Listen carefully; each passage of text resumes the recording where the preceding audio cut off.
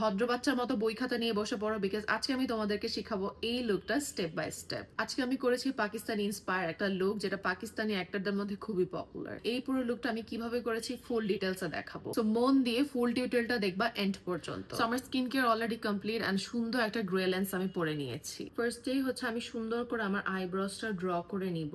আমার আইব্রোসটা অলরেডি অনেক শার্প লাগছে, বাট আইব্রোসটাকে যদি কনসিলার দিয়ে ক্লিন করো দেখতে আরো ভালো লাগে। এরপর একটা মিনি ব্রাশ দিয়ে ভালো মতো কনসিলারটাকে ব্লেন্ড করে নিতে হবে। সেম কনসিলার আমি আমার ফুল আইলিডে অ্যাপ্লাই করব, বিকজ ফার্স্টে হচ্ছে আমরা আই লুক করব। ব্রাউ বোনটাকে একটু হাইলাইট করে নিব। ছোট ছোট টেকনিক গুলো তুমি যদি ফলো করো তোমার আই লুকটা কিন্তু খুবই সুন্দর লাগবে। ফার্স্টে হচ্ছে হুদা বিউটি প্যালেট থেকে সফট পিঙ্ক শেডটা নিয়ে নিচ্ছি। হচ্ছে আমার one of the favourite shade, এটা হচ্ছে অ্যাজ আ বেস কালার হিসেবে আমি অ্যাপ্লাই করছি। মতো ব্লেন্ড করে নিব। সেম প্যালেট থেকে একটু অরেঞ্জ শেডটা নিয়ে নিব, দেন একটু স্মোক আউট করে নিব। একটু কনসিলার দিয়ে আমরা কাট ক্রিজ ক্রিয়েট করব। প্যালেট থেকে পিঙ্ক এন্ড অরেঞ্জ শেডটা আবার নিয়ে একটু স্মোকি করে নিব।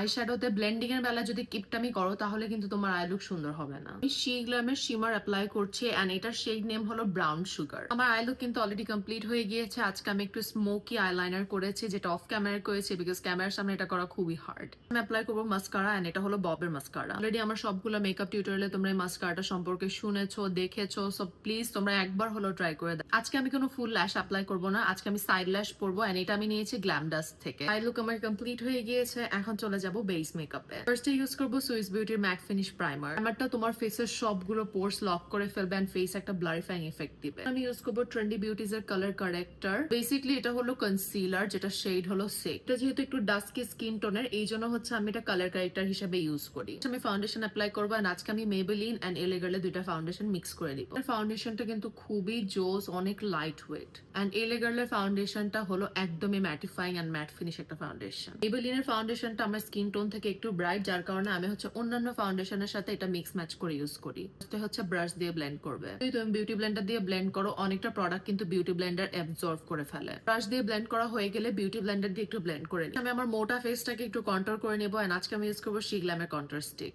পাকিস্তানিরা কিন্তু তেমন একটা কন্ট্রোল করে না, সো আমি হচ্ছে খুব লাইটলি কন্ট্রোল করব, খুব বেশি একটা কন্ট্রোল করব না। আদারওয়াইজ তোমার ফিচার্স যদি অলরেডি শার্প থাকে তাহলে কিন্তু তোমার কন্ট্রোল করার প্রয়োজন নাই। এখন আমি ইউজ করবো শি গ্ল্যামের কনসিলার। হচ্ছে কনসিলারটাকে ভালো মতো ব্লেন্ড করে নিব আরেকটা ব্রাশ দিয়ে। কনসিলার দেওয়া কমপ্লিট হয়ে গিয়েছে, এখন আমি অ্যাপ্লাই করবো ব্লাশ। এটা হলো পিলুইসের ব্লাশ। অনেকেই দেখেছো রিসেন্টলি কিন্তু আমি এটা গ্ল্যাম ডাস্ট থেকে পারচেস করেছি। ব্লাশ একটু বেশি করে দিলাম, বিকজ পাকিস্তানিরা এই একটা জিনিসে কিপটামি করে না। দেন আমি কিন্তু ব্রাশ দিয়ে ব্লাশটাকে ব্লেন্ড করছি। মেকআপ আমার কমপ্লিট হয়ে গিয়েছে, এখন হচ্ছে আমি লুজ পাউডার দিয়ে আমার ফুল বেসটাকে সেট করে নিব। এরপর হচ্ছে ক্রিম কন্ট্রোরকে আমরা পাউডার কন্ট্রোর দিয়ে সেট করে নিব।